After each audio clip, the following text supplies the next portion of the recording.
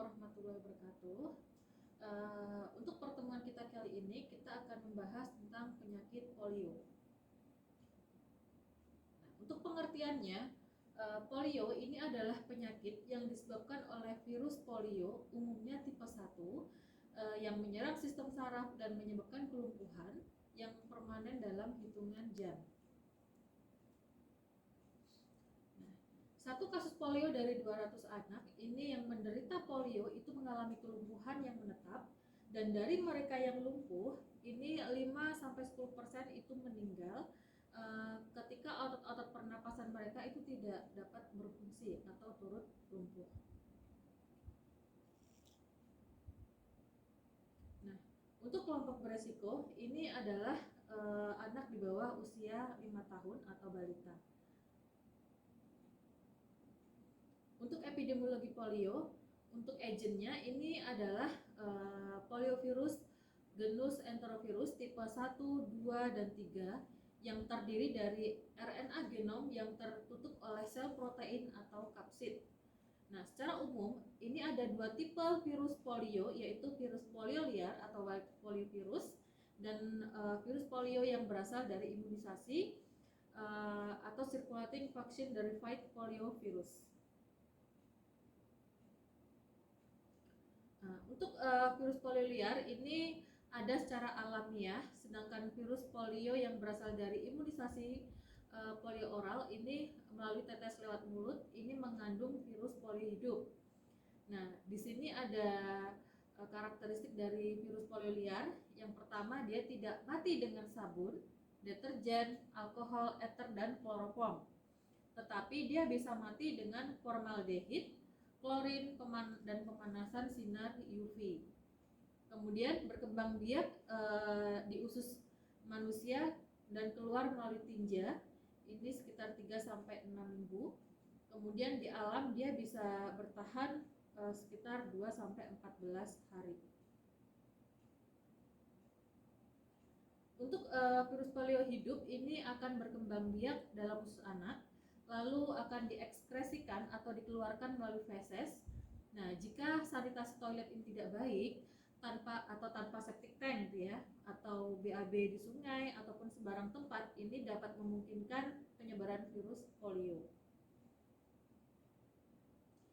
Nah, lalat ini secara minimal dia juga turut menyebarkan virus polio melalui tinja yang terinfeksi polio, kemudian dia hinggap ke makanan gitu ya. Jadi semua tipe ini dapat menyebabkan kelumpuhan. Nah, untuk pejamu atau host, pejamu dari virus polio ini adalah manusia. Nah, manusia ini juga satu-satunya reservoir dan sumber penularan, biasanya penderita tanpa gejala atau inapparent infection gitu ya, terutama pada anak-anak. Nah, di sebagian negara endemis ini 70-80% penderita polio itu berusia di bawah 3 tahun dan 80-90% itu berusia di bawah 5 tahun.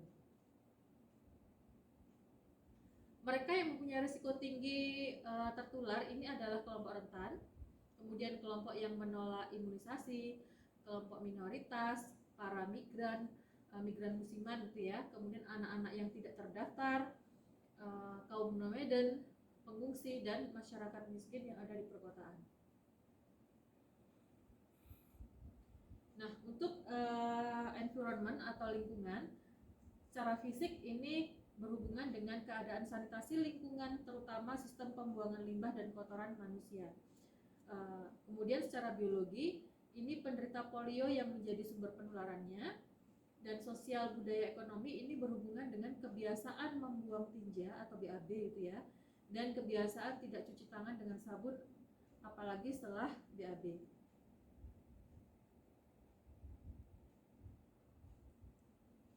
Nah, kemudian untuk riwayat alamiah penyakit polio ini ada 2 tahap, yaitu tahap prepatogenesis dan tahap patogenesis. Nah, untuk tahap prepatogenesis ini virus liar yang ada di alam atau yang berasal dari imunisasi ini tidak akan terlalu berpengaruh terhadap orang-orang yang mendapat imunisasi lengkap.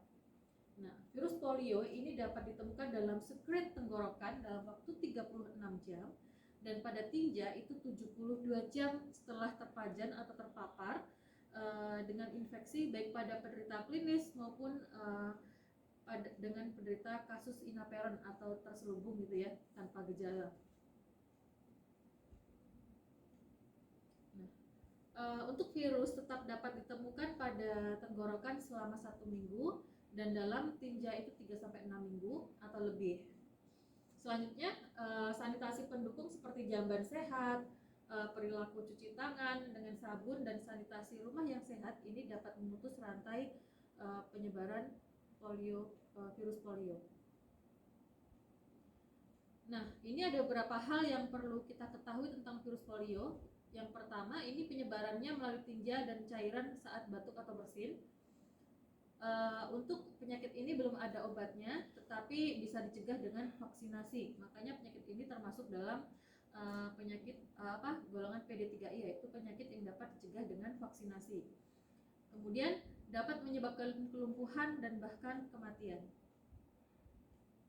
Nah, kemudian pada tahap patogenesis, ketika tidak ada keseimbangan segitiga epidemiologi yaitu antara host, agent, dan environment, maka wabah polio ini dapat menjadi ancaman bagi semua orang, terutama anak-anak. Nah, untuk masa inkubasi virus polio ini ketika masuk dalam tubuh itu sekitar 7-14 hari. Untuk kasus paralitik atau lumpuh ini dengan rentang waktu antara 3-35 hari. Nah, 90% orang yang terinfeksi dari virus polio ini tidak akan sadar bahwa dia mengalami gejala polio ataupun gejala polio ringan, karena memang gejala-gejalanya itu mirip seperti orang demam gitu ya.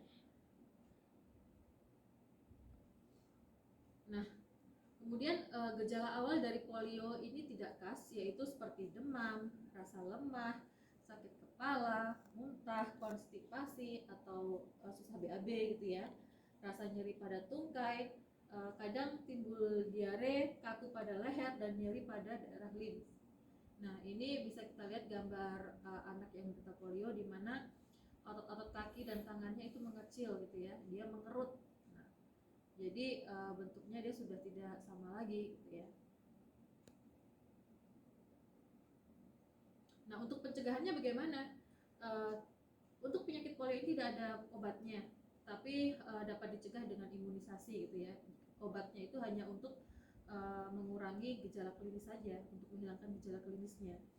Nah, untuk vaksin polio ini yang perlu teman-teman ketahui, ini untuk kekebalan terhadap virus polio yang diteteskan ke mulut atau oral, ini dengan dosis 2 tetes.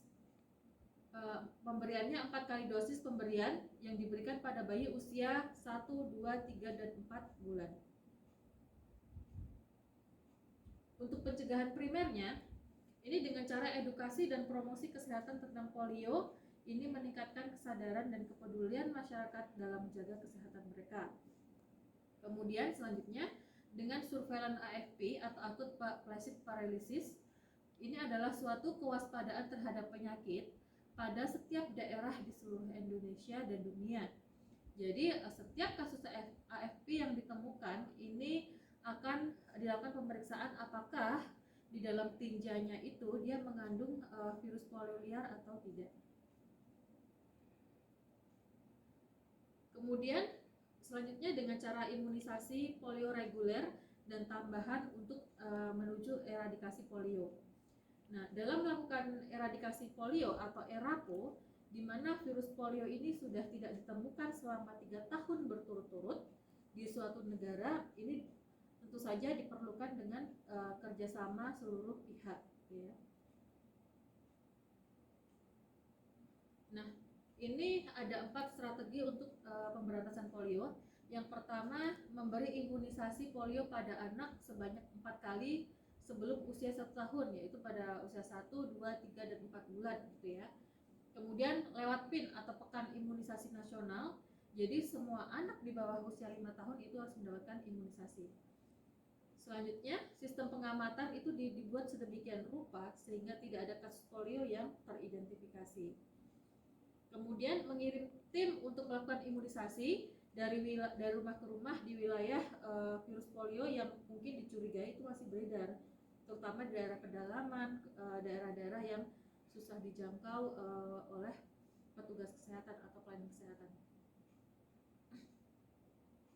Nah, kemudian untuk pencegahan sekunder, ini yang pertama dengan melakukan isolasi di rumah sakit untuk penderita yang disebabkan oleh virus liar. Nah, isolasi di rumah ini kurang efektif karena biasanya sudah banyak anggota keluarga yang sudah terinfeksi sebelum poliomielitis ini dapat didiagnosa. Kemudian melakukan desinfeksi serentak terutama pada masyarakat yang memiliki toilet tanpa septic tank. Ini sangat diperlukan disinfeksi terhadap sumber penularan tinja yang terbuka. Kemudian karantina perlindungan terhadap kontak. Selanjutnya investigasi kontak dan sumber infeksi dan pengobatan spesifik. Nah, untuk pencegahan tersiernya ini dengan fisioterapi untuk memulihkan fungsi tubuh setelah mengalami kelumpuhan dan dapat mencegah deformitas atau perubahan bentuk tulang yang biasanya muncul belakangan.